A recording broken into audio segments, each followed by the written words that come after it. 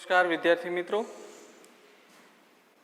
ભૌતિક વિજ્ઞાનની વિષયની અંદર આપણે આજે વિદ્યુત ડાયપોલ વડે ઉદ્ભવતા વિદ્યુત ક્ષેત્રોમાં નેક્સ્ટ આગળના લેક્ચરમાં આપણે જોયું કે વિદ્યુત ડાયપોલ હોય તો એના વડે બે રીતે વિદ્યુત ક્ષેત્ર ઉત્પન્ન થાય.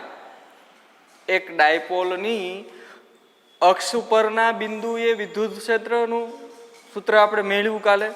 આજે આપણે મિત્રો મેળવવાનું છે વિદ્યુત ડાયપોલની વિષુવ રેખા પરના બિંદુએ વિદ્યુત ક્ષેત્ર શોધવું હોય તો કેવી રીતે મેળવવું.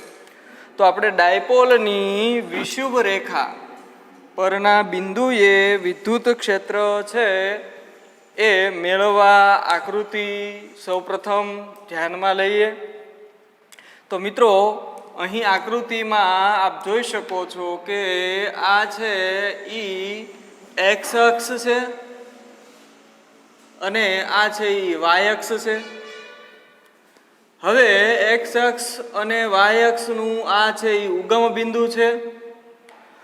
ઉગમ બિંદુથી એ જેટલા અંતરે એક પ્લસ ક્યુ વિદ્યુત ભાર આવેલો છે અને ઉગમ બિંદુથી જમણી બાજુ એક માઇનસ ક્યુ વિદ્યુત ભાર છે એ આવેલો છે. આમ આ બે વિદ્યુત ભારો એકબીજાથી 2a જેટલા અંતરે રહેલા હોય અને એ વિદ્યુત ડાયપોલનું કેન્દ્ર હોય એવી રીતે ડાયપોલ એ રહેલી છે. હવે ડાયપોલ છે એ એક્સ અક્ષ ઉપર રહેલી છે તો આપણે શોધવાનું છે વિષુવ રેખા. વિષુવ રેખા એટલે કઈ રેખા મિત્રો?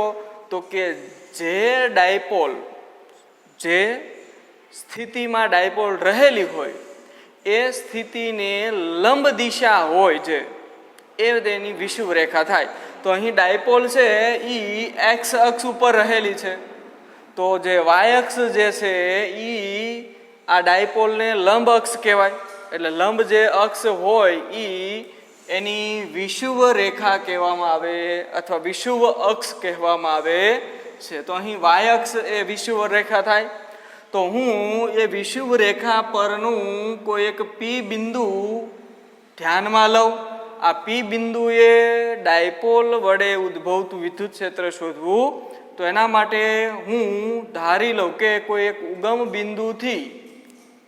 ઉગમ બિંદુથી વિષુવ રેખા પર આર જેટલા અંતરે વિદ્યુત ડાયપોલ વડે ઉદ્ભવતું વિદ્યુત ક્ષેત્ર મેળવવું છે. તો આપણે સમજીએ મિત્રો કે આકૃતિમાં વિદ્યુત ડાયપોલ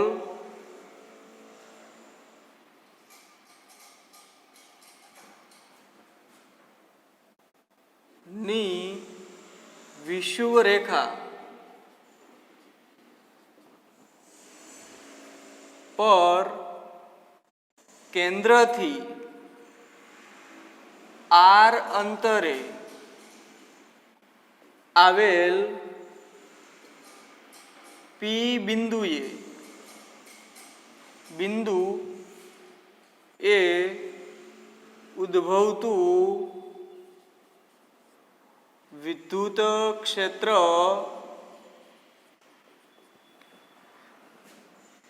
મેળવીએ. તો મિત્રો આપણે સૌ પ્રથમ આ બિંદુ જે પ્લસ ક્યુ વિદ્યુત ભાર છે એને નામ આપીએ એ, આને આપણે નામ આપીએ બી અને આ છે ઈ પી. તો મિત્રો વિદ્યુત ક્ષેત્ર શોધવા માટે તમે બધા જાણો છો કે એ વિદ્યુત ભારથી આપેલ બિંદુનું અંતર આપણને ખબર હોવી જોઈએ. હવે મિત્રો આ પ્લસ ક્યુ વિદ્યુત ભાર છે. ઓકે, આ વિદ્યુત ભારથી પી બિંદુનું અંતર એટલે આ એ પી અંતર થાય જે મેં ડોટેડ લાઈનથી અહીંયા દર્શાવેલું છે. ઓકે, આ અંતર થાય. આ અંતર આપણને ખબર છે નહીં તો એ અંતર મેળવવાનું છે મિત્રો આપણે. તો સૌથી પહેલા આકૃતિમાં ત્રિકોણ એક કાટકોણ AOP પરથી આપણે પાયથાગોરસનો પ્રમેય વાપરીએ તો AP નો વર્ગ બરાબર OP નો વર્ગ વત્તા OA નો વર્ગ થાય. ઓકે, તો આપણે OP નો વર્ગ વત્તા OA નો વર્ગ, તો AP બરાબર થાય અંડર રૂટ વર્ગ છે એ બરાબરની ઓલી પાર જશે એટલે વર્ગમૂળ થશે. OP બરાબર કેટલા છે તો કે R છે એટલે R નો શું થશે વર્ગ થશે વત્તા OA કેટલા છે તો કે A જેટલું છે અંતર તો વત્તા A નો વર્ગ. તો આવી રીતે આપણને AP અંતર મળ્યું. એવી જ રીતે આપણે P થી લઈને B સુધીનું અંતર પણ મેળવી શકીએ ને એ અંતર પણ કેટલું જ મળે મિત્રો તો કે એ જે અંતર હોય એ પણ આપણને અંડર રૂટ R² વત્તા A² જેટલું જ મળે. ઓકે, આ અંતર પણ કેટલું મળે અંડર રૂટ R² વત્તા, કારણ કે જો અહીંયા અંતર R એટલે આનો વર્ગ વત્તા આનો વર્ગ બરાબર આનો વર્ગ. તો આવી રીતે આપણને પાયથાગોરસના પ્રમેયથી મળે. આ આપણું વિદ્યુત ક્ષેત્રથી કે વિદ્યુત ભારથી જે બિંદુએ વિદ્યુત ક્ષેત્ર મેળવવું છે એ બિંદુનું અંતર આપણને મળી ગયું. હવે મિત્રો આપણે પેલા +q વિદ્યુત ભાર વડે P બિંદુએ ઉદ્ભવતું વિદ્યુત ક્ષેત્ર મેળવીએ. તો લખું કે +q વિદ્યુત ભારથી AP અંતરે આવેલ P બિંદુએ વિદ્યુત ક્ષેત્ર, તો એ જે વિદ્યુત ક્ષેત્ર છે એનું સૂત્ર આવું કંઈક લખાય કે આપણે અહીં લખીએ પ્લસનો મતલબ એવો થાય કે ધન વીજભાર છે એના વડે કંઈક P બિંદુ પાસે વિદ્યુત ક્ષેત્ર ઉત્પન્ન થાય એટલે આપણે પ્લસ બરાબર કે +q છેદમાં અંતર કેટલું લેવાનું તો કે R² બરાબર શું થાય તો કે R² વત્તા A² એટલે કે આ બે વચ્ચેનું અંતર કેટલું છે તો કે આવડા અંડર રૂટ R² વત્તા A², પણ એનો પાછો વર્ગ કરીએ એટલે વર્ગમૂળ છે એ શું થશે નીકળી જશે મિત્રો. જો આવી રીતે રેડી, આ વર્ગમૂળમાં R² વત્તા A² એનો પાછો શું કરવાનો છે વર્ગ કરવાનો છે અને એને ગુણ્યા એની દિશા દર્શાવતો એકમ સદિશ. હવે એની દિશા કઈ દિશામાં હોય તો આપણે જોઈએ કે આ જે વિદ્યુત ક્ષેત્ર છે એ આ દિશામાં આવેલું હોય.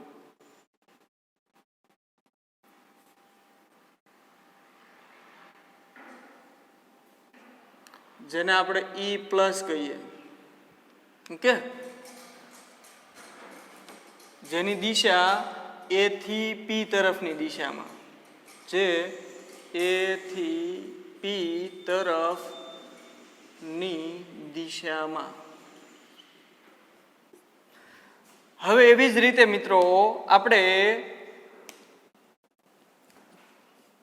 B બિંદુ પર રહેલા -q વિદ્યુત ભાર વડે P બિંદુ પાસે વિદ્યુત ક્ષેત્ર મેળવીએ. તો એવી જ રીતે અહીં લખું છું કે -q વિદ્યુત ભાર વડે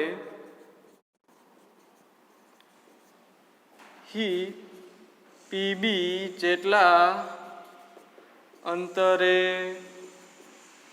P બિંદુએ વિદ્યુત ક્ષેત્ર, એ વિદ્યુત ક્ષેત્ર કેટલું લેવાય તો આપણે સૂત્ર કંઈક આવું છે કે ઋણ વીજભાર છે એટલે એ માઇનસ બરાબર કે -q છેદમાં એમાં પણ અંતર તો કેટલું રહેવાનું છે તો કે અંડર રૂટ R² વત્તા A² નો વર્ગ. અને આ વિદ્યુત ક્ષેત્ર મિત્રો આ દિશામાં આવેલું હોય નહીં. એ હંમેશા વિદ્યુત ક્ષેત્રની આપણે દિશા જાણીએ છીએ કે વિદ્યુત ક્ષેત્ર હંમેશા ધન વીજભારમાંથી બહાર નીકળી અને એની ક્ષેત્ર રેખાઓ ઋણ વીજભારમાં અંત પામતી હોય. એટલે અહીં વિદ્યુત ક્ષેત્રની જે દિશા છે એ પી થી ઋણ વીજભાર તરફ એટલે કે આ દિશામાં આવેલું હોય એટલે હું અહીં લખું ઈ માઇનસ. ઓકે, તો અહીંયા આપણે દિશા આવી રીતે લખાય જે પી થી કોના તરફ બી તરફ ની દિશામાં આવેલ હોય છે. તો આપણને પ્લસ ક્યુ વિદ્યુત ભાર અને માઇનસ ક્યુ વિદ્યુત ભારો વડે ઉદ્ભવતા વિદ્યુત ક્ષેત્રો ઈ પ્લસ અને ઈ માઇનસ છે એ મળ્યા. હવે પાયથાગોરસના પ્રમેય અનુસાર આપણે જો આમાં કાટકોણ ત્રિકોણ મૂકીએ બનાવીએ આવી રીતે કે ભાઈ આ સદિશને ઉપાડીને અહીંયા મૂકીએ. ઓકે, અને આને ઉપાડીને અહીંયા મૂકીએ તો આ બેયનો જે પરિણામી જે સદિશ છે ઈ આ દિશામાં મળે. આ પરિણામી જે સદિશ છે ઈ સદિશને આપણે ઈ નામ આપીએ. તો ઈ પરિણામી સદિશ મેળવવા માટે અથવા એમ ન કરવું હોય તો આપણે જોઈએ કે અહીં ઈ પ્લસ અને ઈ માઇનસ વિદ્યુત ક્ષેત્રના ઘટકો એ XY સમતલમાં મળે, જેને ઘટકો સ્વરૂપે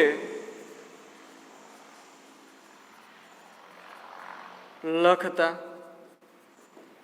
તો ઘટકો સ્વરૂપે આપણે ઘટકો મિત્રો આપણે જોઈએ એના ઘટકો કેટલા. તો ઈ પ્લસ વિદ્યુત ક્ષેત્ર ના ઘટકો કયા કયા તો કે પહેલો ઘટક ઈ જે પ્લસ છે એના એક્સ દિશાનો ઘટક. એક્સ દિશાનો ઘટક કયો તો કે ઈ પ્લસ કોસ થીટા.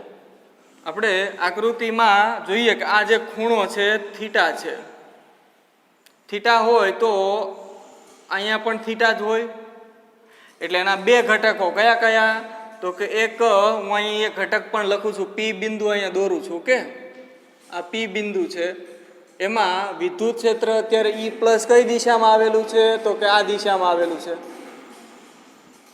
એના બે ઘટકો કયા કયા તો કે એક એક્સ દિશાનો આવડો આ ઘટક અને બીજો એક વાય દિશાનો ઘટક. આ જે ખૂણો છે એ થીટા છે મિત્રો. તો આ જે ઘટક છે ઈ કહેવાય ઈ એક્સ ઘટક. ઈ એક્સ ઘટક કેટલો હોય તો કે ઈ પ્લસ કોસ થીટા અને ઉપરનો જે ઘટક છે એ ઘટકને કહેવાય સાઇન થીટા ઘટક. સાઇન થીટા ઘટક કયો છે તો કે ઈ પ્લસ સાઇન થીટા ઘટક. એટલે એક્સ દિશાનો ઘટક અને વાય અક્ષની દિશાનો ઘટક. તો આપણે આ બંને ઘટકો લખીએ મિત્રો. બીજો જે ઘટક છે ઈ એનો વાય દિશાનો ઘટક. આ ઘટક છે ઈ વાય બરાબર ઈ પ્લસ સાઇન થીટા. ઓકે, તો આ આપણને ઈ પ્લસના બે ઘટકો મળ્યા, એક ઈ પ્લસ કોસ થીટા અને ઈ પ્લસ સાઇન થીટા. એવી જ રીતે ઈ માઇનસ વિદ્યુત ક્ષેત્રના ઘટકો. આ ઘટકો પણ બે જ છે. કયા કયા તો કે ઈ માઇનસ ના બે ઘટકો, એક ઈ પ્લસ ઈ એક્સ દિશાનો ઘટક તો કે ઈ માઇનસ કોસ થીટા અને બીજો જે ઘટક છે એ વાય દિશાનો ઘટક જેને આપણે ઈ માઇનસ સાઇન થીટા ઘટક કહીએ. આ ઘટકને જો આપણે અહીંયા દોરવા હોય, હું અહીંયા જ દોરું છું એક જ આકૃતિમાં. કેવી રીતે તો કે આ પી બિંદુ છે મિત્રો. ઓકે, આ છે ઈ પી બિંદુ છે. આ પી બિંદુથી ઈ માઇનસ જે વિદ્યુત ક્ષેત્ર છે એ કઈ દિશામાં આવેલું છે તો કે આ દિશામાં.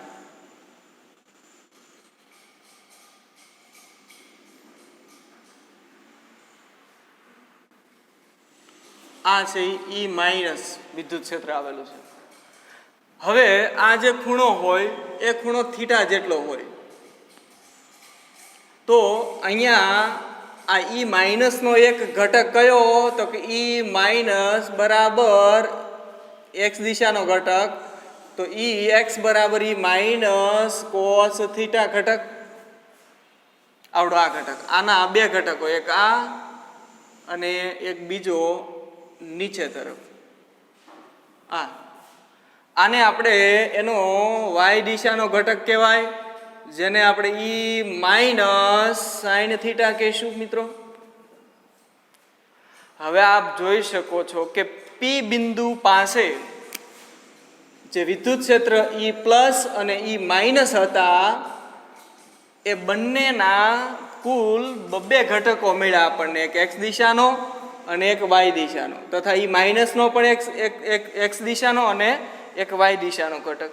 હવે આપ જોઈ શકો છો કે ઈ વાય એટલે કે વાય અક્ષની દિશાના ઘટકો જુઓ, પી ના એક ઉપર તરફ અને એક નીચે તરફ. આ બંને ઘટકો એવા છે કે પરસ્પર વિરુદ્ધ દિશામાં છે. એટલે આમ લખાય કે અહીં ઈ પ્લસ તથા ઈ માઇનસ ક્ષેત્રના વાય દિશાના ઘટકો પરસ્પર લંબ હોવાથી ઓકે એકબીજાની અસર નાબૂદ કરે. ઓકે, લંબ અથવા તો વિરુદ્ધ લખાય, પરસ્પર વિરુદ્ધ હોવાથી. હવે આપ જોઈ શકો કે આ એક ઘટક છે, આ અને આ એકબીજાને અસર શું કરી નાખે, નાબૂદ કરી નાખે. તો હવે માત્ર કયા રહ્યા, તો કે એના આ બે ઘટકો, એક ઈ એક્સ દિશાનો પ્લસ દિશાનો ઘટક અને એક માઇનસ દિશાનો. ઓકે, તો આપણે ઈ એક્સ પ્લસ અને ઈ એક્સ માઇનસ બંનેનો સરવાળો કરવાનો છે. તો આપણે લખીએ કે આમ ડાયપોલ વડે પી બિંદુએ ઉદ્ભવતું પરિણામી વિદ્યુત ક્ષેત્ર કેટલું? તો એનું સૂત્ર આપણે કહીએ કે પરિણામી ક્ષેત્ર બરાબર ઈ પ્લસ. મિત્રો હું જવાબ ડાયરેક્ટ લખું છું આવડાથી કે એના બે ઘટકો જ જવાબદાર છે વિદ્યુત ક્ષેત્ર ઉત્પન્ન કરવા માટે. અને કયા કયા? તો કે બંનેના એક્સ દિશાના ઘટકો જે આ દિશામાં આવેલા છે, અને આ બંને ઘટકોનો શું કરી નાખવાનો, સરવાળો. તો એ બંને ઘટકો કયા કયા? તો કે ઈ પ્લસ કોસ થીટા વત્તા ઈ plus E minus cos theta, આ બંનેનો સરવાળો કરી નાખ્યો. ઓકે, અને હવે આ વિદ્યુત ક્ષેત્ર મિત્રો યાદ રાખો કે દિશા દર્શાવવી પડે. દિશા દર્શાવવા માટે એકમ સદિશની જરૂર પડે. ને એકમ સદિશ આપણે કયો લઈએ? તો કે ડાયપોલ મોમેન્ટ જે દિશામાં હોય એને દિશા દર્શાવતો એકમ સદિશ લઈએ. તો મિત્રો આપણી જે આકૃતિ છે એમાં ડાયપોલ જે મોમેન્ટ હોય એ હંમેશા યાદ રાખવાનું કે ઋણ વીજભારથી ધન વીજભારની દિશામાં આવેલું હોય વિદ્યુત ડાયપોલ મોમેન્ટ. તો આપણું જે વિદ્યુત ક્ષેત્ર છે એ કઈ દિશામાં છે? પરિણામી વિદ્યુત ક્ષેત્ર. તો કે ઈ ડાયપોલ મોમેન્ટ જે દિશામાં છે આવેલી એના કરતા વિરુદ્ધ દિશામાં. તો આપણે અહીંયા એકમ સદિશ જ્યારે લઈએ ત્યારે શું લઈશું? Minus p cap. Minus p કેપનો મતલબ થાય ડાયપોલ મોમેન્ટ જે દિશામાં છે એના કરતા વિદ્યુત ક્ષેત્ર વિરુદ્ધ દિશામાં છે. એટલે મિત્રો ઘણી વખત આ ઋણની નિશાની અહીંથી લઈ અને આવી રીતે પણ મૂકવામાં આવે છે. એટલે પી કેપ અને ઋણની નિશાની અહીંયા લઈ લેવામાં આવે. ઓકે, એટલે આવું કંઈક તમારું પરિણામ મળશે. આ પરિણામ છે એ આવું મળે, ઈ બરાબર minus E plus cos theta plus E minus cos theta into પી કેપ. હવે સમીકરણ નંબર જે 1 છે એમાં આપણે ઈ પ્લસની કિંમત અગાઉ જે મેળવી લીધી અને ઈ માઇનસની જે કિંમત છે એ કિંમતો બંને મૂકવાની છે માઇનસ. ઈ પ્લસની કિંમત અને cos થીટા કોમન નીકળશે. ઈ પ્લસની કિંમત આપણી પાસે જોઈએ તો કે ક્યુ છેદમાં આ વર્ગમૂળ નીકળી જશે એટલે આર સ્ક્વેર વત્તા એ સ્ક્વેર વત્તા કે ક્યુ છેદમાં આર સ્ક્વેર વત્તા એ સ્ક્વેર. ઓકે, અને cos થીટા બંનેમાંથી કોમન નીકળે અને ઇન્ટુ પી કેપ. હવે મિત્રો આમાંથી આપ જોઈ શકો 2 કે ક્યુ છેદમાં આર સ્ક્વેર વત્તા એ સ્ક્વેર, અહીંયા પણ કે ક્યુ છેદમાં આર સ્ક્વેર વત્તા એ સ્ક્વેર તો થઈ જાય 2 કે ક્યુ છેદમાં આર સ્ક્વેર વત્તા A square into cos theta P cap. હવે આ જે સમીકરણ છે એમાં cos થીટાની કિંમત આપણે મૂકવાની છે મિત્રો. cos થીટાની કિંમત મૂકવા માટે આકૃતિ અહીંયા જુઓ. આકૃતિમાં આપ એક કાટકોણ ત્રિકોણ જોઈ શકો છો. આ કાટખૂણો છે, આ કર્ણ કહેવાય, આ બાજુઓ કહેવાય, આ સામેની બાજુ, આ પાસેની બાજુ. અહીંયા cos વિધિ વાપરો એટલે આકૃતિ હું અહીં દોરું છું.